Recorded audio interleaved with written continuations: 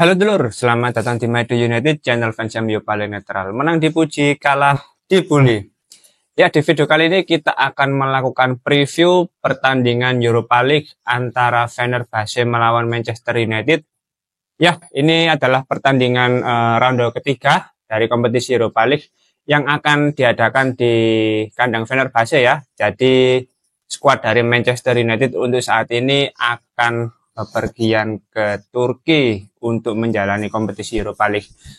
Menurutku ini kompetisi yang sangat penting karena secara poin juga Manchester United hanya meraih 2 poin di 2 pertandingan terakhir. Otomatis di pertandingan kali ini harusnya sih bisa meraih 3 poin kalau masih ingin dan serius berkompetisi di Europa League gitu. Karena ya 2 poin dengan posisi di klasemen urutan ke-21 menurutku ini hasil awal yang kurang bagus. Nah, sebelum kita membahas lebih jauh terkait preview di pertandingan besok, untuk skuad Manchester United yang saat ini akan berangkat ke Turki, Manchester United telah merilis daftar siapa saja yang diberangkatkan, dan menurutku pemain-pemain yang dibawa oleh Erik ten Hag ini cukup menarik ya. Yang pertama untuk posisi kiper ada 3 nama, yaitu Altay Bayindir, Tom Heaton, dan Andre Onana. Selanjutnya untuk lini pertahanan ini ada beberapa nama baru menurutku, seperti Harry Amas, Diogo Dalot, Matthijs de Ligt, Victor Lindelof, Lisandro Martinez, Noussair Mazraoui, dan Habib Ogunay.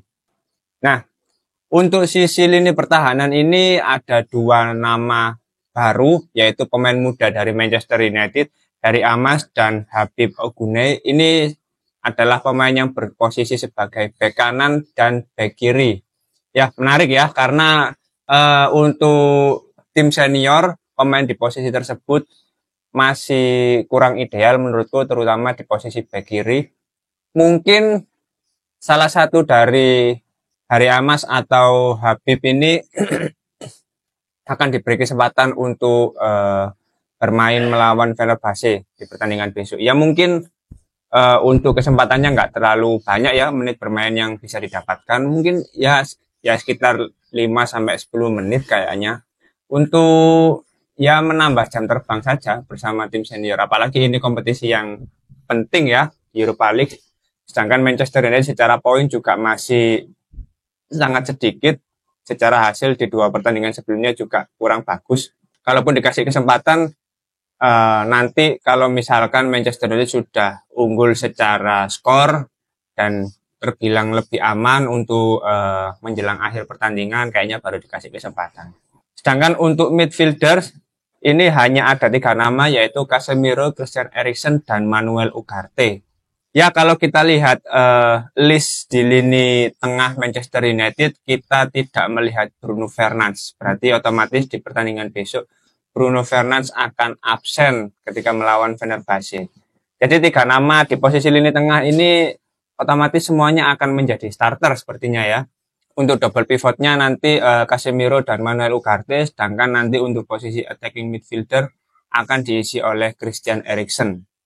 Ya, kita lihat saja di pertandingan besok apakah dengan tidak adanya Bruno dan perannya digantikan oleh Christian Eriksen, Manchester United masih tetap ada kreativitas terutama di lini tengah Manchester United. Menarik ini. Sedangkan untuk lini depan ini ada cukup banyak nama juga ya, seperti Amad Diallo, Anthony, Alejandro Garnacho, Rasmus Højlund, Marcus Rashford, Ethan Whitley, dan Joshua Zirkzee. Ya, Ethan Whitley ini beberapa kali memang diikut sertakan dan berada di bangku cadangan sebagai bentuk pengalaman para pemain muda ini dalam melihat tim seniornya menjalani pertandingan gitu loh. Karena Ethan Whitley ya menurutku bisa jadi prospek yang bagus bagi Manchester United untuk kedepannya. Karena di akademi pun dia tampil cukup konsisten gitu loh. Nah, kalau kita lihat skuad yang dibawa oleh Erik ten Hag, kemungkinan nama-nama yang akan menjadi starter di pertandingan nanti, mulai dari kiper, aku sih berharap Altay Bayindir yang menjadi starter, karena ya selain dia harus mendapatkan kesempatan yang layak juga, yang kedua dia juga pemain asal Turki yang mana Fenerbahce ini juga salah satu klub dari Turki. Jadi dia harusnya sih bisa lebih memahami karakter-karakter klub di Liga Turki. Dan Andre Onana juga bisa diistirahatkan, dia juga butuh waktu istirahat yang cukup. Jadi Altay Bayindir layaklah diberi kesempatan sebagai bentuk rotasi di tengah padatnya jadwal pertandingan yang akan dijalani oleh Manchester United. Selanjutnya untuk lini pertahanan dimulai dari bek tengah, sepertinya Matthijs de Ligt dan Lisandro Martinez yang akan menjadi starter. Mengingat di pertandingan sebelumnya juga Matthijs de Ligt tampil bagus, tampil berani meskipun sempat ada cedera di kepalanya, ada pendarahan, tapi itu bukan menjadi penghalang bagi Matthijs de Ligt untuk tampil maksimal ketika melawan Brentford kemarin. Dan Lisandro Martinez sebelumnya tampil sebagai bek kiri, jadi mungkin di pertandingan nanti bisa kembali menjadi bek tengah. Sedangkan untuk bek kanan kemungkinan Nocer Manjroui yang tampil sebagai starter dan Diogo Dalot yang akan tampil sebagai bek kiri.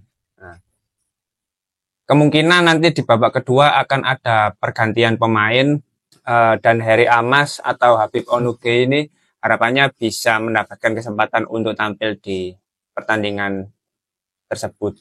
Selanjutnya untuk double pivot tentu Casemiro dan Manuel Ugarte yang akan mengisi posisi tersebut, karena tidak ada nama lain.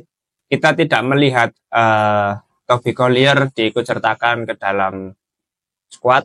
Jadi dua pemain ini akan menjadi starter selama 90 menit sih mungkin. Selanjutnya untuk posisi lini serang dimulai dari winger kanan, aku sih berharap Amad Diallo yang tampil sebagai starter, karena di pertandingan sebelumnya Amad Diallo masih belum terlibat ya di beberapa pertandingan terakhir. Lalu untuk attacking midfielder sudah jelas Christian Eriksen yang akan menjadi poros dari kreativitas di lini tengah Manchester United pada pertandingan kali ini. Dan di winger kiri seperti biasa Marcus Rashford yang akan mengisi posisi tersebut.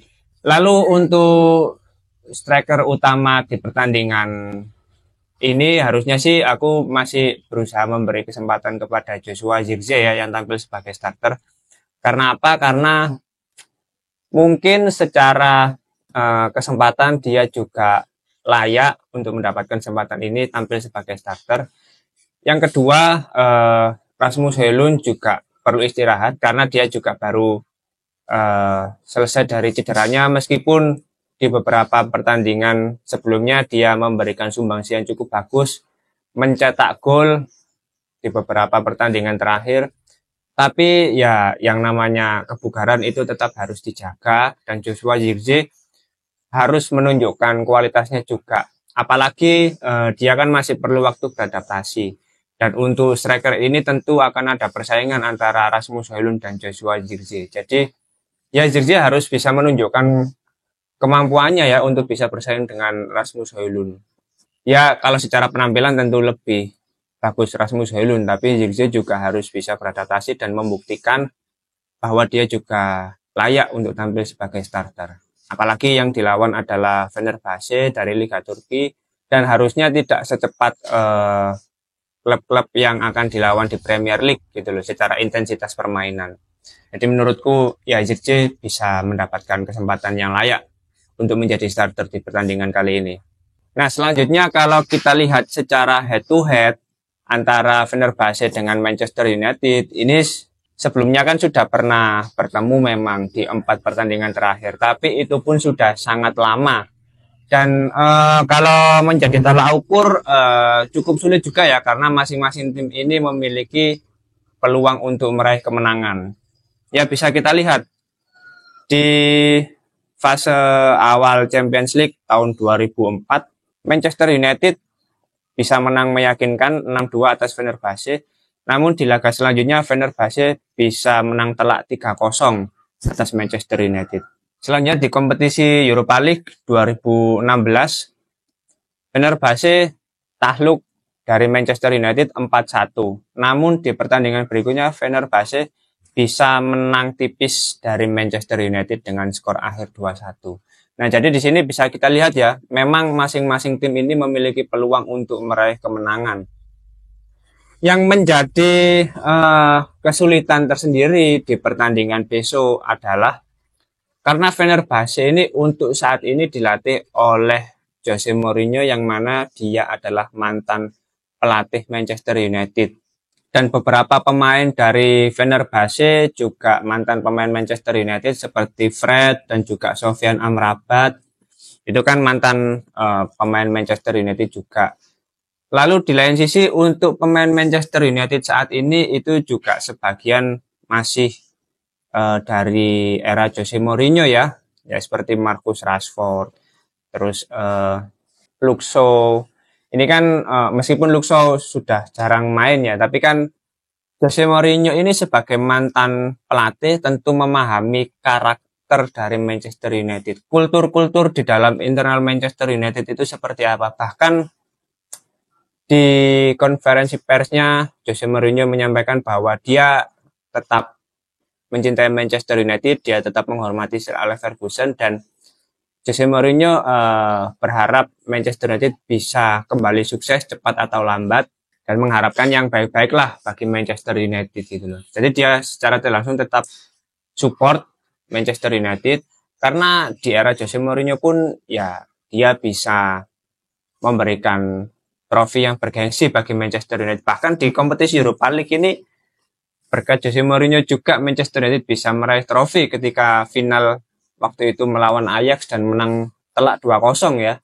Jadi di kompetisi ini Jose Mourinho ini nggak bisa dipandang sebelah mata bro.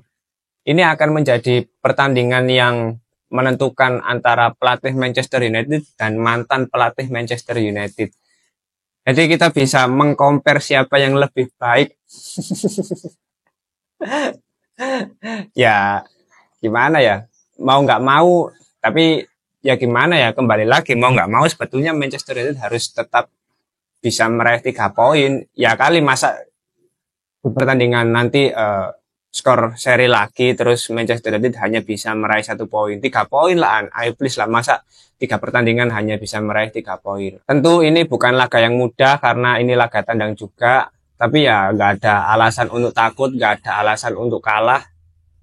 Meskipun skuad yang dibawa nanti dan diturunkan sebagai starter mungkin nggak semuanya pemain tim inti seperti Manuel Ugarte, ini kan masih pemain baru yang perlu adaptasi. Tapi harusnya dengan lawan yang akan dihadapi yaitu Fenerbahce, tentu ini akan menjadi kesempatan yang bagus lah untuk membuktikan kualitasnya sebagai pemain Manchester United. Kalau dari aku sih nggak mulu-mulu ya, bisa 2-0 aja udah bagus di pertandingan nanti. 2-0 lah. Nanti lini serang Manchester United yang akan mencetak skor. Entah itu Marcus Rashford atau Amad Diallo, tapi sih aku berharap ya Joshua Zirkzee bisa memberikan kontribusi gol juga ya. Mengingat dia hanya baru mencetak 1 gol.